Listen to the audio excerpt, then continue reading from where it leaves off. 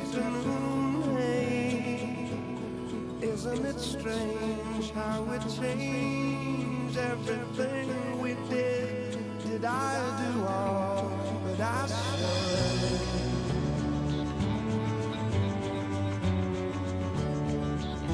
But I could have done. Remember we used to dance and everyone wanted to be you and me. I want to be too.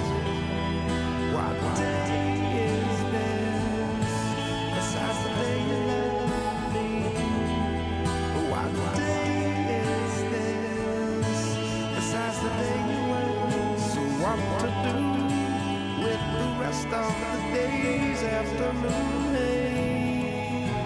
Hey, isn't it strange how it changed everything we did? Did I do all that I could? Remember we used to dance and everyone wanted to be you and me. I want to be too. What day is this? Besides the day you and me. What day is this?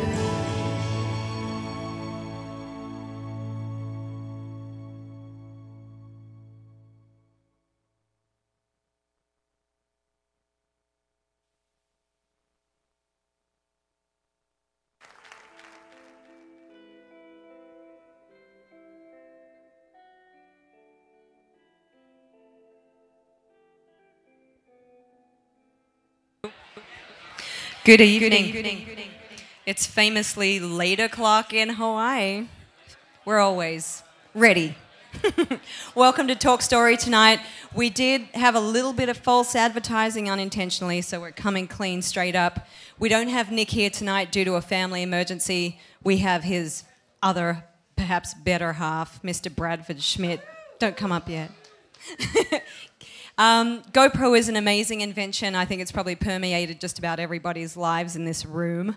And they say necessity is the mother of invention, but I have a feeling that actually adventure is the mother of invention. So Bradford, don't get too comfortable with those 2 drinks in the chair. Your seat is awaiting. Come on up, welcome him.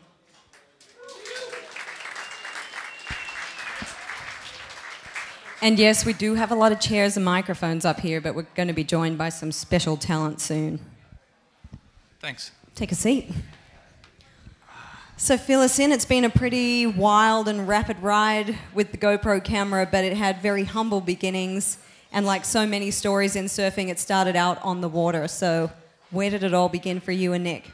Well, actually, it was kind of a random occurrence. I think a lot of surfers, a lot of travelers, I think probably everybody in this room, you know, you meet people on the road and you never really know where it's going to lead. And for me, this was back in 2002. It was on a small local ferry boat, you know, one of those chicken ferry boats going out to the Mentawais. And I'd been there a year previously, and it was the first time that I'd taken my brother back there. And this was kind of back in the time when I think boats were becoming really popular in the Mentawais, but land-based travel there was still very new. And the second year I came back, actually, I met Nick and his now wife and mother of his child on the back of a ferry, and it was kind of like, "What are you doing here?" And we both said the same thing to each other, but we were both photography enthusiasts. And just became fast friends. And like a lot of people, you meet somebody that you get along with, and you travel for 2 months together. And he had kind of a little invention that he was trying out, which was essentially a broken leg strap. And he had a series of rubber bands that he'd like put together so you could unclasp the camera, and then when you were seeing your friend coming down the line, you could flip it up and shoot him. And so we were kind of switching off that camera, trying it back and forth.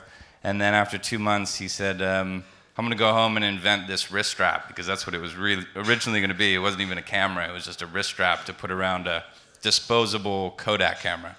You know, one that you turn into the pharmacy back in the day, and they would give you your film back, but it was a disposable camera. And so he went off and did that for like 3 years, and I was like, all right, good luck with that wrist strap thing. And it ended up, for him, it ended up being easier rather than working with all the legal stuff and to try and get into Kodak and Fujifilm and everything else. It was easier for him to just go to China and make a disposable light camera. And that's how the camera actually entered into the scope of it. So. And it started off as still imagery, right? It wasn't moving. It was, yeah. It was 35 millimeter Velvia slide. Yeah, that was the ticket.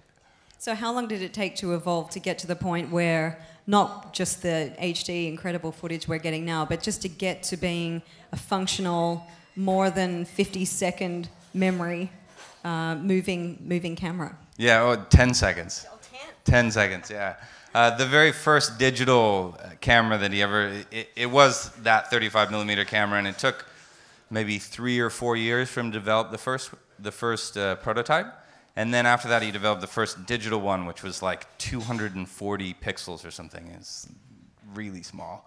And it took 10 seconds of video. That was it. And then it like filled up your memory bank, and you'd have to go. There was no SD cards or anything like that. And that was sort of the beginning of that, and that was actually only 5 years ago, maybe? So not really that long ago. And it's kind of amazing how photography and digital photography and film have just exploded since then. Well, timing is everything. You know, there are a lot of products that come before their time and don't see the daylight. Do you think there was just perfect timing with this, or was it a point where you just reached a critical mass with the camera in terms of its functionality and what you could do with it and all of the uses you'd worked out for it, that it actually really took off? Yeah, it was a real timing thing. I think that was kind of the miracle of it. You know, right at that time when we went to video and it went beyond the 240 pixels and the 10 seconds to actually having an SD card, and we went from, you know, YouTube at that point was just starting to take off, and it was really interesting. Everybody, you know, friends would say, I'd really want to put this up on YouTube. And that, like, social media and the internet was really taking off, and this just happened to be a very convenient way and an easy way for somebody to capture their experience and share it with their friends. Do you have partnerships now with people like YouTube, or are you looking into being your own sort of content house and a content provider, essentially? No, we're not really. We're a camera company. I think that's, and using social media, whether it's YouTube or Facebook or Instagram or any of those. I mean, that's what's so great about it. It's a tool, and that tool can be used for so many different things, and not just surfing. Like, you know, you'll see from a lot of the videos that are playing here. Obviously, that's a surfing one, but good timing. Yeah, thanks. You know, I think one of the most touching moments for me, you know, when you go to work for a camera company that is mainly focused on action sports, it's not like you're going to call your mom and tell her that, you know, you went on this surf shoot or this bike shoot or whatever. She doesn't really know who anybody is. But it was a moment where I think it was the Chilean mines had collapsed back, maybe it was like 3 years ago. And they used a camera to attach to the rescue. I think it was bringing food down to the Chilean miners. And it was the first time, like, my mom was really genuinely proud of me. You know, it was great. It was a cool moment. Well, you are the creative director for the brand. So being the most creative guy, what are some of the most mind-blowing moments that the GoPro camera has brought to your eyes? In surfing specifically, there was one really great moment. I don't know if we want to show it now. We'll show it eventually. But there's been a lot of them. You know, I think the camera, because of its unique size and what it can do, it's so interesting where you can put it and what you can do with it that it's beyond any sort of traditional thing. And you know, you'll see it. It's been dropped off of a skydiver's helmet at like 13,000 feet, and you'll watch it bounce off of the ground and go up 20 feet and then still record. And you see like 30 minutes later, the skydiver comes down and is like, oh my God, it's still recording. Those are some of the really unique things that are perspectives that I'd never seen before. Firefighters to, somebody who, Nick, like he films his son being born, he just puts it on his head, and it's wild. So many uses. And so from the hours, thousands and thousands of hours of footage that you must look at, because to edit down some of these clips and some of the highlight clips that you can see, if you Google GoPro on YouTube, it's pretty unbelievable. But do you find the most fascinating hours from your standpoint, looking at so much, to be spontaneous or staged and edited? Oh, they're definitely spontaneous. I think that's what's so nice about the camera, is that it's small and unobtrusive, so it will capture really authentic moments from people that sometimes the camera is easily forgotten. I don't even know, there's 1, 2, 3. They just end up being everywhere, and so people, they relax. There's not this big giant lens with somebody looking behind it. It's a little something, almost looks like a little toy. And so those are the really beautiful moments that you see, is when people are able to relax and be themselves. And no one asked me to sign a waiver, so I'm just wondering about the liability issues there. of just planting these cameras everywhere. Are we allowed to do this? You all agree, right? You're all here voluntarily. You like being on GoPro? Perfect. Yeah, we'll figure it out later. What about with the camera? Obviously, a lot of accessories and things now, because there are so many ways to use the camera.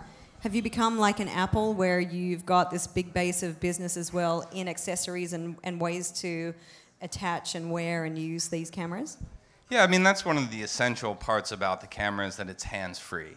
And there's not really a lot of cameras out there. I think that's where some of the basis of our business came from, was not just because it had exceptional quality and that you could do so many things with it, but it's that you could put it anywhere. And some sticky mount can be used for not only for surfing, but it can be used for biking, or it can be put on the side of a ship in Deadliest Catch. They'll use a magnet mount to stick it on there, and it'll go down with crab traps.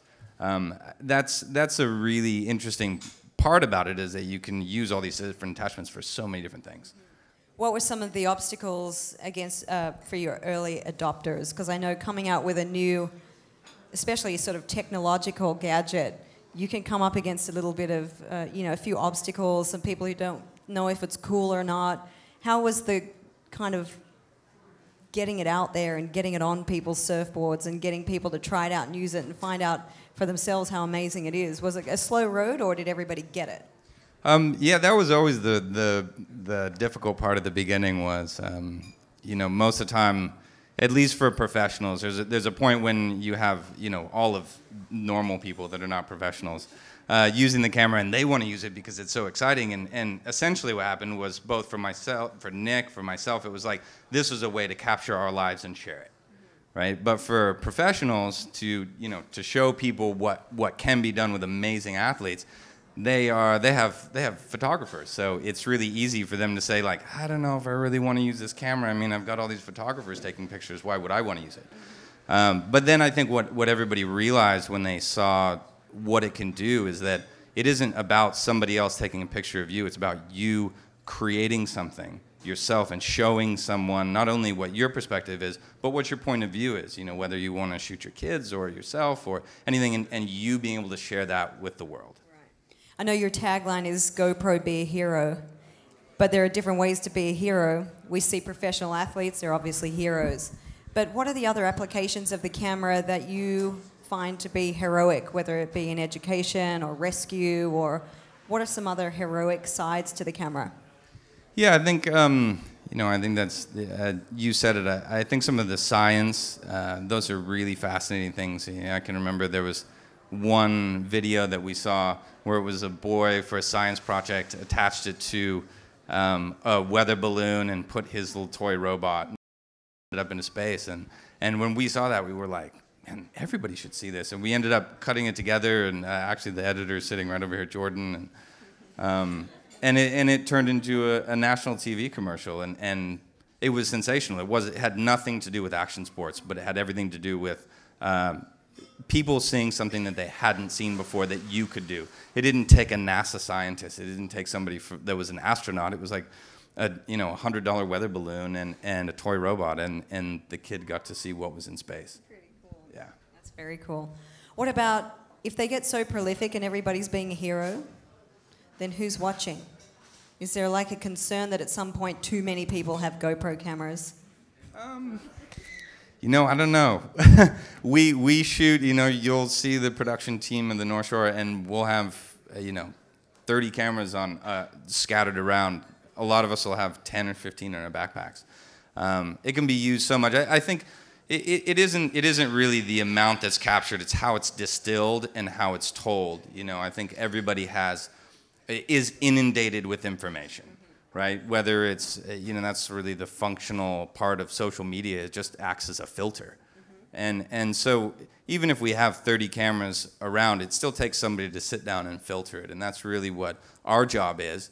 I think what's amazing about working with all these professional athletes and them capturing their lives is that they just capture it, and we gather the footage together. We're the ones that look at it and can weave a story out of it. I think one of the pieces that we'll show later is a Gavin Beshan piece, and that's really inspiring. It's him and his daughter and his family, and how much he just captured his life, and then we were able to look at all that and say, I think there's a thread through all of this and a story to be told about his life and his experience in the North Shore.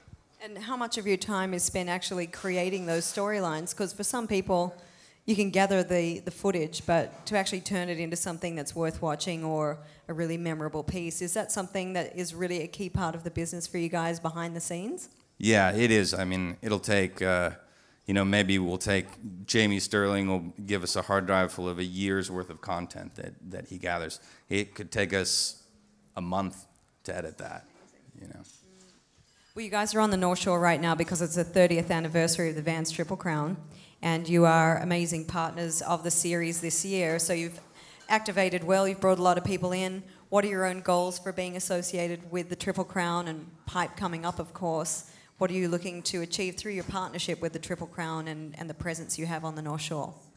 Well, I think if anybody had watched the Sunset Comp, I think that integrating the cameras within the experience of the contest has been a really big initiative for us this year. We had an amazing moment last year with Kalani Chapman, who wore it for the Pipeline Masters, which was like the first time it was really worn in, I think, a WCT competition. I'm fairly certain, and you'll see the piece in a minute. But that was something that the webcast, everybody from Vans were astounded by. They were like, "Wow." You can take this footage, and then we would edit it and then feed it over to the webcast, and to see what that's like, because there's, I don't even know how many people, 1 million people who watch the webcast, but don't really know what it's like other than from a long lens looking from the beach, have no idea what it feels like to be a pipeline. And so that experience, that perspective that Kalani brought was truly incredible. And so we saw how effective that was and thought that's what we want to do for every competition in Triple Crown. So. What are some of your large activations outside of surfing, areas where you really resonate with an adventurous audience or an educated audience? One of the really fascinating things even early on was everybody saw that GoPro was just their sport, whether it was motocross or whether it was kayaking or whether it was mountain biking. And those are all sort of adventurous sports or mountaineering. Everybody thought, well, this is my camera, and they didn't really see that it could be used for everything. And that's how our business kind of grew, which was a very different model than a lot of other businesses that said, this is our niche, this is what we have. We were like, well, we'll do this and this and this and this. And so when you have 10 niches that are brought together, it becomes incredibly big, really fast. And that's what happened to the company. Everybody said, well, actually, no, that's mine, and I want to use it for this. And so as it exploded, it was just like this big, giant balloon that came from all these little cores. Well, I'm pretty sure that if I really wanted to, I could probably learn how to use a parachute and jump off a cliff. But one of the things that impresses me about what I've seen from the Kalani's Kalani Robb and Kalani Chapman is that I get to see with their GoPro camera a perspective of the barrel that I am never going to see in my life, and I know that for a fact because I'm not going to be out at 15-foot pipe. So with that, I would like to actually roll on a couple of pieces of the two Kalanis, Kalani Robb and Kalani Chapman, and we'll enjoy that. And when they're done, in just a few minutes, we will call them up and listen to GoPro through their eyes. Can you see? I should move so they can see.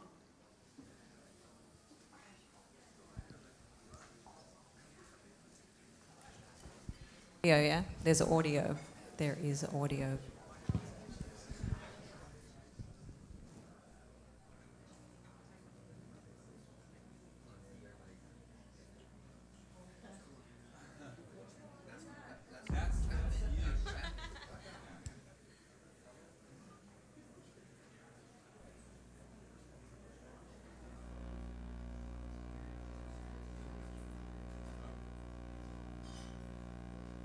Good waves and catch some more good waves and just have fun. Yep. Let it come naturally.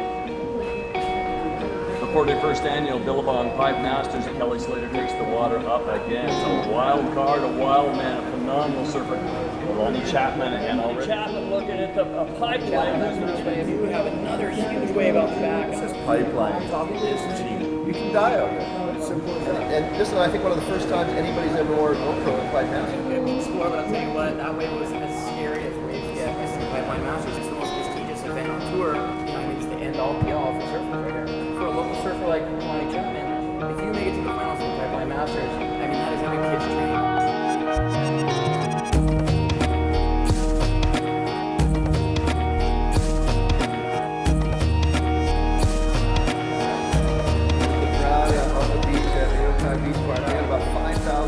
Take a look at this.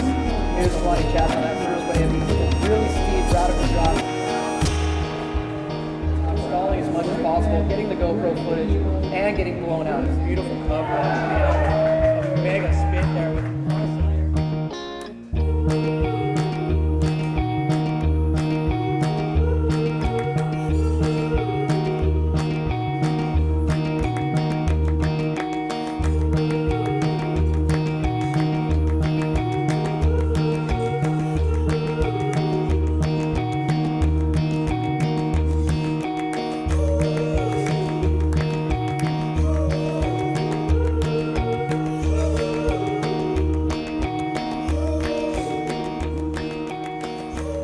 surfing out here? Me? Since I was 10 years old maybe, so 16 years. I'll paddle out with you. Uncle Butch, he's probably been surfing out here longer than anybody. And I hope to be like him one day. And welcome back to the Bonsai Pipeline, the Billabong Pipe Masters. Kalani Chapman has been a major standout on a day-to-day basis out here. He's out there every time it breaks, and he's one of the very best guys out here.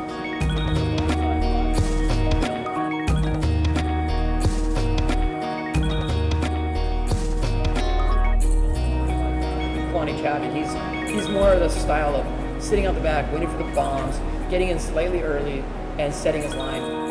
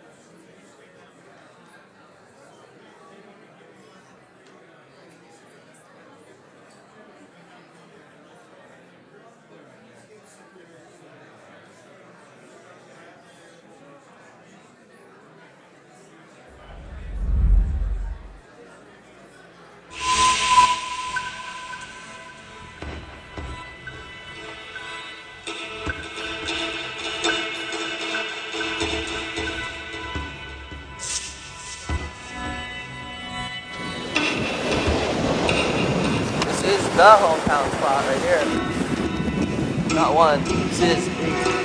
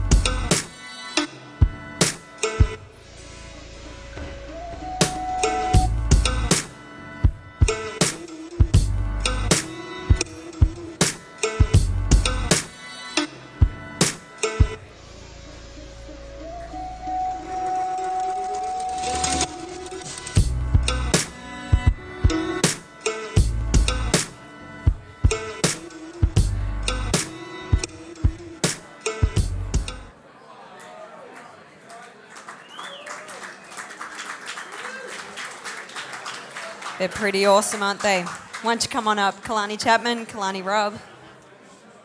Bradford, you can come back too. I think these are all on. Wherever you're comfortable. Just one.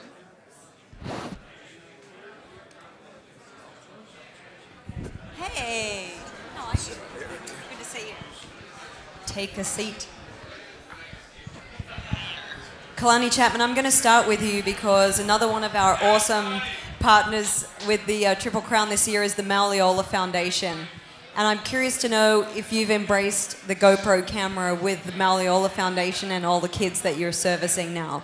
I mean, yeah, we've used it everywhere you could possibly use it. Over the last couple of years, we've used it a lot of surf days, and all the grounds have been getting crazy shots, and it's just, yeah, they're all always excited to see a camera. They get that much more motivated and stoked. They're like, I get to show it to grandma after? Like, yep. So, yeah, it's been a big thing. They've been really happy. Kalani Chapman, has this changed the way you surf pipe? Just knowing that you can capture this footage now, knowing all that you can do out there at Pipeline, has it changed the way you surf and the way you guys regard the lineup with cameras? To a certain point, I guess, like, sometimes when I'm riding the barrel, if I have, like, the pole coming off the back of my board, I'll be more conscious of trying not to, like, drag my hand or my arm and to slow down to get more barreled. I'll, like, you know, be very conscious and try not to even put my hand in the water so no water splashes on the camera and ruins the, you know, the picture. So yeah, it matters on what mounts you're using and what angle you're looking for. So sometimes you can just, you know, drag your arm as hard as you want, you know, if the camera's on the front of your board, and therefore you can get much more barreled, or, you know, there's a bunch of different ways of going about it. There's so many guys now in the lineup with the cameras. Is it competitive now to get the shot? Oh, yeah, there's so many good surfers now using the camera, and that's awesome. You know, it's good to see all the different images that everybody's providing, and it's sick to see. You know, I'm always wanting to push the levels, so every little thing helps. So yeah, if I see them or somebody get a better clip, I just want to try and beat it. Hey, I'm just going to ask if the people at the bar can be a little bit respectful. These are actually some really, really cool people that you're not going to bump into altogether. And some of them are even a little bit soft-spoken, and you might be more interested in your beer, but I still want to hear what Kalani Robb's got to say, so drink it quietly. Thank you. Kalani, you were one of the top-ranked surfers in the world 15 years ago, maybe not that long ago. You still look young.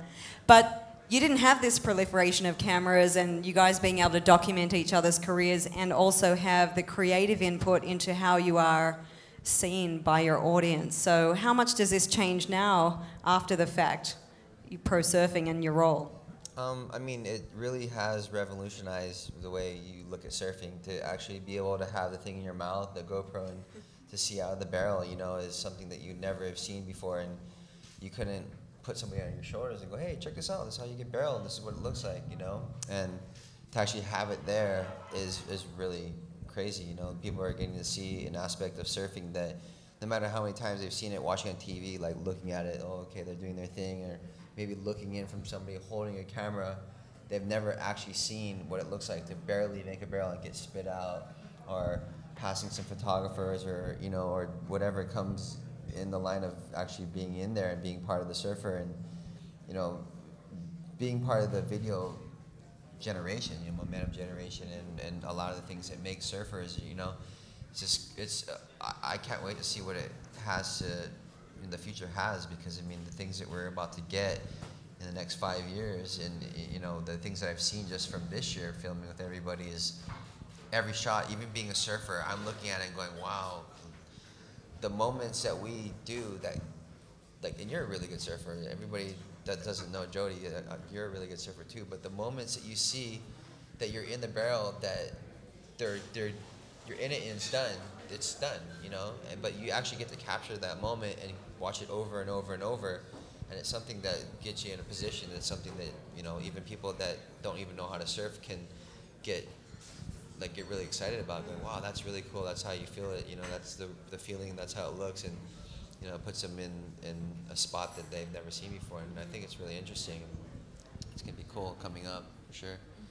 Well, Bradford, I think you do sponsor athletes. GoPro does have a variety of athletes. How have you seen the camera just feed into what athletes are capable of doing for their own profiles and to keep their own sponsors happy? Yeah, and that's probably a really interesting thing is how like social media has played into probably sponsorship. I think that's probably an interesting change for you, Kalani, in the last 10 years. But I think we were talking about it before of like, you were saying how easy or difficult was it previously, and I think for the first 3 years or 3 years ago it was difficult to get athletes to wear it. I think like Jamie Sterling was one of the first early adopters. But I remember maybe like 6 months into it, Pete Hodgson, who was also a really early adopter on the North Shore, he was working with a lot of athletes and working with Kalani, obviously. And I think I bought my first camera. You bought your first camera. Bought my first camera. I seen it. I was looking at YouTube. I seen a bunch of skiers doing it. I went, oh my God, that is sick. I'm like, you know what? We can do even sicker stuff with surfing. So, but yeah, I remember like we were one of the beginning people when I actually had the camera out there in the lineup. People were like, hey, what is that? Like, what are you doing? I'm like, oh, it's a GoPro. Like, oh, let me check it out. Like, guys want to check it out in the lineup. I'm like, check it out, Do you want to talk about that first wave, at Rockies that you got? That all of when it came back to home base, everyone was like, oh my God, I can't believe Kalani Robb's actually surfing with our camera. And everybody freaked out. But I mean, it was like your first wave that you had at Rockies with the camera. It was my first wave. The first wave I've ever tried with the thing was that actual wave. And I remember when I was putting on my board, I was like feeling my board, going, oh yeah, okay, that's not too bad, whatever. And then just took off on the wave and got barrel, and I came out of the barrel and was like, I wonder how it's gonna look, because I've never seen it. No one had ever seen it at that point. Like I remember, I had never seen anything in surfing at all. All I saw was a bunch of skiers going mad, having fun, and going like, I can do that, like that's sick, And when I saw that wave and looking at the perspective, I was like thinking to myself, I'm like, this is pretty sick. I'm like, I wonder what people are gonna think about this, And yeah, it ended up getting a lot of views in Times Square. Times Square. So yeah, it was good for my first ride. That's awesome. Well, Kalani Chapman, you're coming up. It's only days away. We're going to see the Billabong Pipe Masters hit the water at Pipe. We've got a swell coming. It looks like we could start even a half-day Saturday and continue on through the weekend. Are you going to be competing with the camera again this winter? Yeah, I think that's the plan. There should be a really good swell, I hope. And, if the conditions come together, yep, you'll be seeing some footage on the internet, and I'm not promising nothing. I've paddled out to Pipe and not even caught a wave before, so it can go every way you could ever imagine. But yeah, hopefully we'll get some good images for everybody to check out, and yeah, we'll see. Sandbagger. Have you used it out at Waimea? Because I know you're invited into the eddy. So have you used it out at Waimea? How does it put it into perspective on a huge wave? Well, to tell you the truth, I've never used it at Waimea yet. I wouldn't mind. The camera is so, like, you know, light, it doesn't even seem like it's there, so I'll pretty much use it anywhere, you know. I even would like to try to use it on like a tail pole mount that I used in Fiji. Scion actually made it, but I would like to try that in the Pipe Masters if it's, you know, possible. And like I said, you never know what will happen, but maybe I can pull it together for some good clips. And Bradford, how fast is the turnaround going to be down there? Are we going to be seeing some of this on the live webcast? Yeah, you'll be seeing it basically as soon as like Kalani will come in. We take the camera, download the footage, and it's usually about a 30-minute turnaround. By the time you'll see it on the webcast, or we'll have it put into his next heat. Well, it's pretty awesome being brought into the lives of all of these great athletes and adventurers around the world via the camera. It's such a tiny little piece of equipment that has just opened up a huge horizon for all of us to enjoy. So you guys, good luck this winter. We're going to keep looking for the footage. And Bradford, good luck to you and the team. Thanks for joining us on the North Shore. Thanks, Jodes. And we're really looking forward to seeing the products of the winter. Thank you. Yep. Mahalo. Did you want to introduce the Gavin piece? Yeah. Oh, that'd be great. Okay.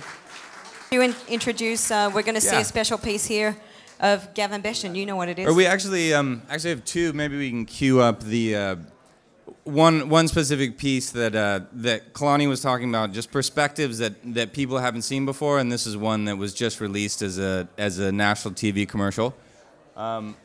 This one is of Anthony Walsh in Tahiti, and it's a perspective like the boys are saying, that you're continually challenging each other to get an even better shot. And this is a really impressive clip that I don't think anybody had ever seen before. So.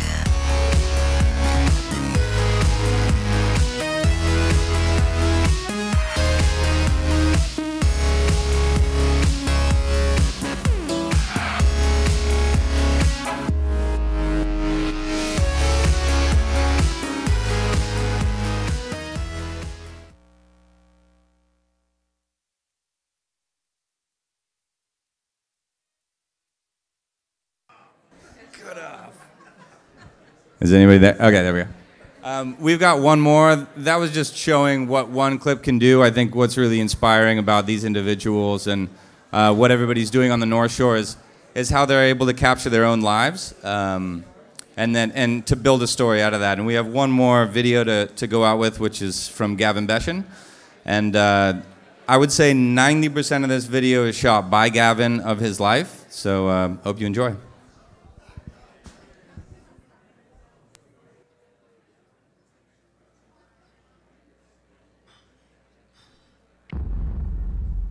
Should I just turn it on, or is it ready to go? Or? It's already rolling. Okay.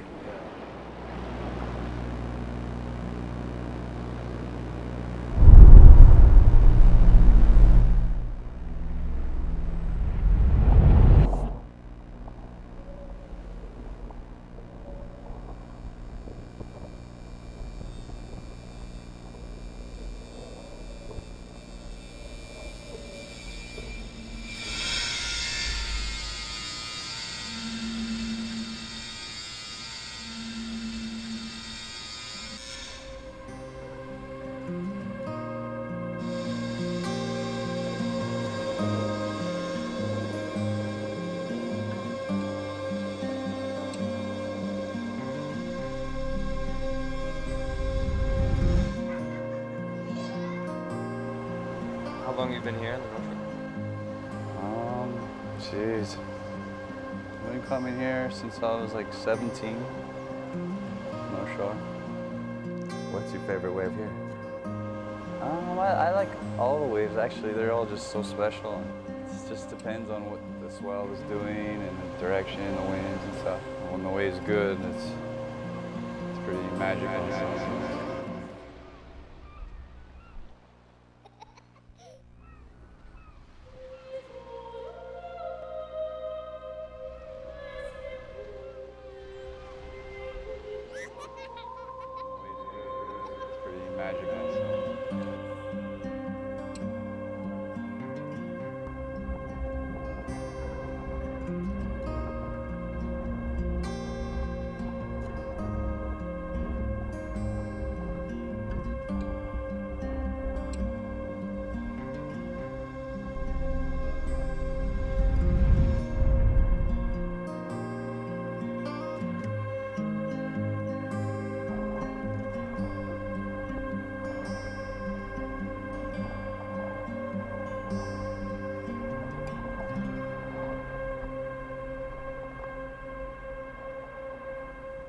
A lot of pro surfers live around here? Yeah, Kalani Chapman lives up there now, and we get McCullough Jones is up here. That's where Noah Boudreau shapes his boards. Yeah, this is my brother's house right here.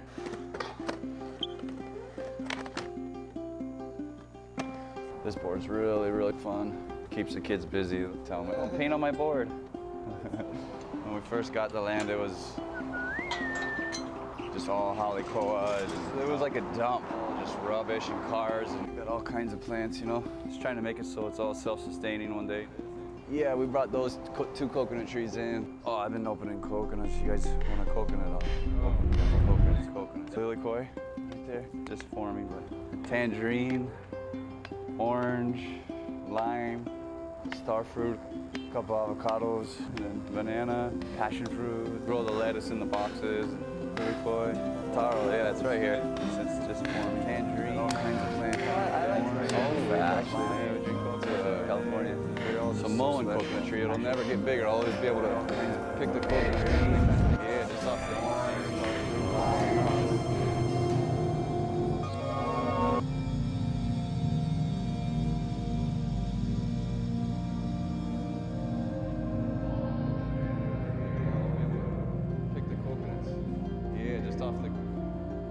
It's a mountain apple right there, baby one. This is a noni tree, yeah. I planted this when we first got here a long time ago. Pretty much everything I planted all by myself. It's baby steps, you know.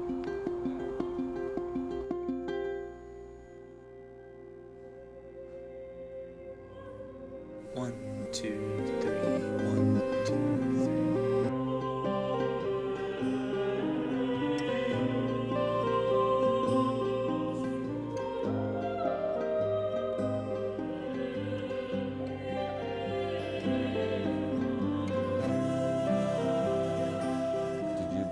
West Coast? I grew up in San Clemente, California. How different will it be for your daughter growing up here? But it's a whole night and day difference. Pretty much priceless for a child when they really get to figure out what they want to do. She'll be able to learn a lot more about the ocean and like the land and just living in general, you know.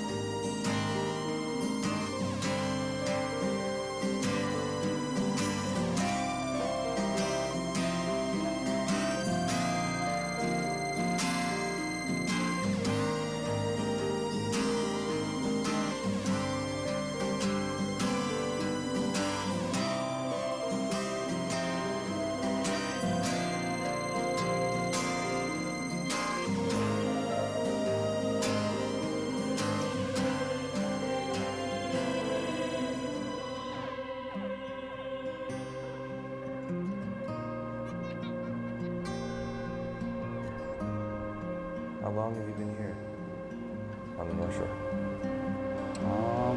Jeez. I've been coming here since I was like 17. I probably moved here when I was like 20. I've been living in our land for 12 years now.